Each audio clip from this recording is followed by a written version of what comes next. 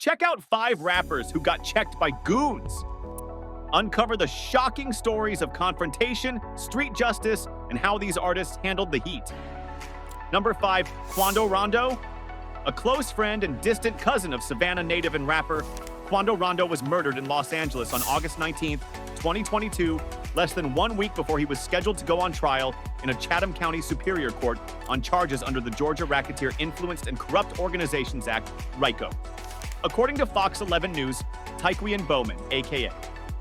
Quando Rondo and his cousin Saviah Robinson were riding in his black Cadillac Escalade near a gas station in West Hollywood when Robinson was shot.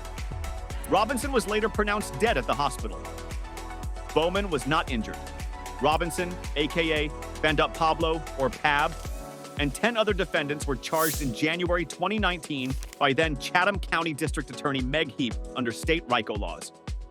They were accused of going on a 9-month-long crime spree that included theft, burglary, entering automobiles, fraudulent financial transactions, and car theft, among other charges.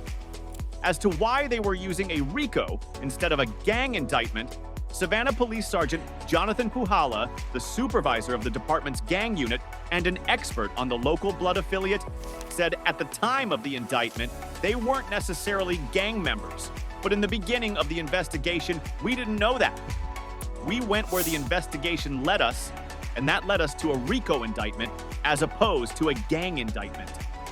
The indictment specifically goes into detail about Robinson and 2 other accomplices stealing 10 cars worth more than $100,000 from the Chatham Parkway Collision Center between August 19th and August 20th, 2017. In addition to the RICO case, Robinson was being charged in 2 other local cases. The charges for those 2 cases included fleeing from police, second-degree burglary, theft by taking, and second-degree cruelty to children. Robinson's next trial, a trial docket call, for all 3 cases was scheduled to take place on August 26th, 1 week after his shooting death. According to a court transcript, Robinson planned on pleading guilty to the charge of fleeing or attempting to elude a police officer after he led SPD officers on a high-speed chase from Georgia to South Carolina. Before he was killed, Robinson had been out of jail on bond for the past 2 years. During that period, he owned a trucking business, A&S Express Carriers, and a French Bulldog kennel business, Supreme Exotic Frenchies. Number 4, Soulja Boy. Soulja Boy took his Instagram followers on a live tour of Compton in 2017 with the intention of showing off how well protected he was in light of his ongoing issues with Chris Brown, and for a second, it looked like the stunt was about to backfire on him. Soulja filmed himself roaming the streets with an assortment of locals he describes as Fruittown Piru members, talking tough about catching fades at the top of his lungs as his entourage backs him up. "They say Soulja ain't from the hood," Soulja shouts as he throws his arm around one guy, who throws it right back while looking visibly annoyed. Then the phone drops, there's some commotion, and someone picks it up and ends the recording. The man in the video with Soulja appears to be the same one from a video Chris Brown shared previously, calling out Soulja for not being from the hood while surrounded by gun-wielding goons. It was at that moment that the internet exploded with speculation that Soulja had just been jumped and had his phone stolen. Several rappers and pretty much every rap fan on social media reacted to the clip, including current nemesis Chris Brown, Waka Flocka Flame, and Lil Durk, who did a not-so-dramatic reenactment of the scene. Number 3, Soulja Boy. Again, Soulja Boy was having quite a vibrant press run week in 2019, beginning with his viral Breakfast Club interview on January 16, during which he proclaimed he had the biggest comeback of 2018 and taught Drake how to best navigate the rap game. As Soulja Boy continued making the rounds at various press outlets in New York City, the rapper's pit stop at Sirius XM soon turned into yet another talking point on social media.